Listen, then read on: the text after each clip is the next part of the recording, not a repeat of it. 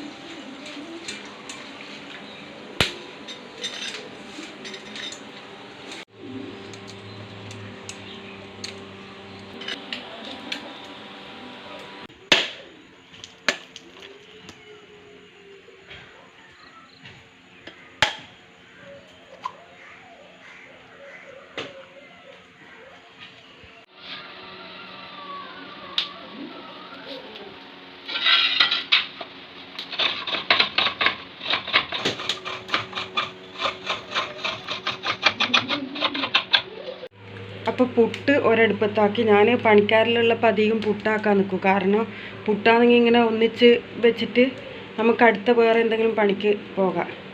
അപ്പോൾ ചോറ് ഒരടുപ്പത്തുനിന്ന് വേവുന്നുണ്ട്. പിന്നെ പുട്ടിന് ഇന്ന് ഗ്രീൻ പീസ് കറിയാണ് ആക്കുന്നത്. അപ്പോൾ ഗ്രീൻ പീസ് കറി വേവുന്നുണ്ട്. ചോറിന് വേറെ കറിയെല്ലാം ആക്കണം, പുട്ടിന് ഗ്രീൻ പീസ് കറി ആക്കാമെന്ന് വെച്ചിട്ടാണ്. അപ്പം നമ്മളെന്തായാലും നമ്മൾ ഭക്ഷണമെല്ലാം വീട്ടിലാക്കണം. അപ്പോൾ ഒരുമിച്ച് എല്ലാം ഓരോ അടുപ്പിലെല്ലാം ആക്കിയിട്ട് വെച്ചിട്ട് നമ്മൾ പണി തീർത്ത് കഴിഞ്ഞാൽ പിന്നെ നമുക്ക് ബാക്കി സമയം വെറുതെ ഇരിക്കാൻ പറ്റും. എപ്പാണെങ്കിലും നമ്മൾ ഭക്ഷണമെല്ലാം ആക്കി വെക്കണം. അത് 12 മണി 1 മണി വരെ ഒന്നും ആക്കി നീട്ടാണ്ട് ഒന്ന് ചെയ്യുമ്പം തന്നെ നമ്മൾ വേഗം ചെയ്താൽ ഇപ്പോൾ 1 മണിക്കൂർ കൊണ്ട് തന്നെ നമുക്ക് അടുക്കളപ്പണി ഫുള്ള് തീർത്തെടുക്കാം. ഇനി പുട്ടിന് കുറച്ചും കൂടി ഉണ്ട് നനച്ചത്. അത് വാങ്ങുമ്പോൾ അടുത്ത് വാങ്ങുമ്പോൾ വെക്കണം.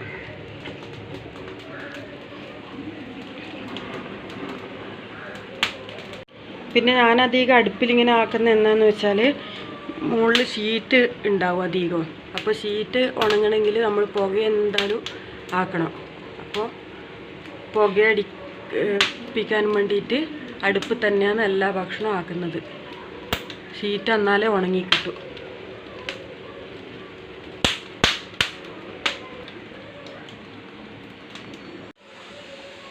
പുട്ടിന് ആവി വന്നിട്ടുണ്ട്. ഇനി അത് മാറ്റി വെച്ചിട്ട് വേറെ അടുത്തത് ഇടണം.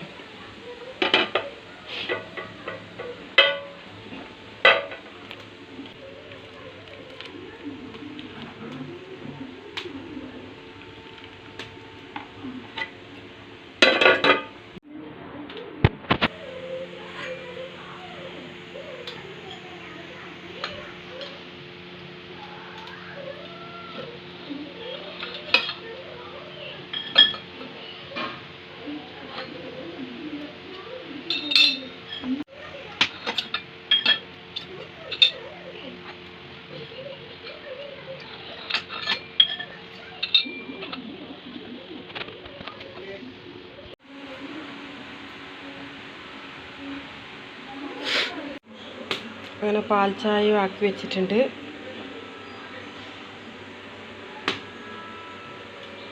ഇനിയിപ്പോൾ ഈ പുട്ടെല്ലാം ആയിക്കഴിഞ്ഞ് പുട്ട് ഇനി ഇത് വാങ്ങി വെക്കണം.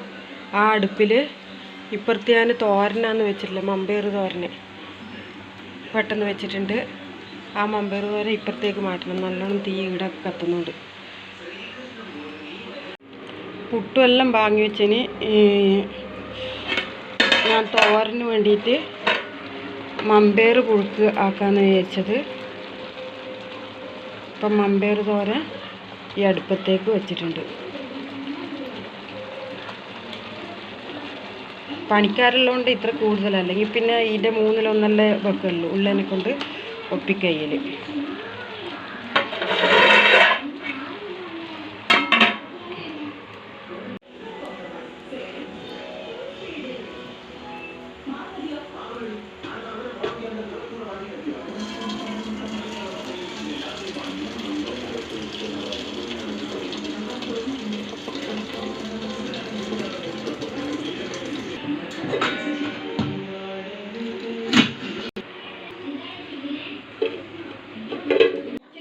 നമുക്ക്.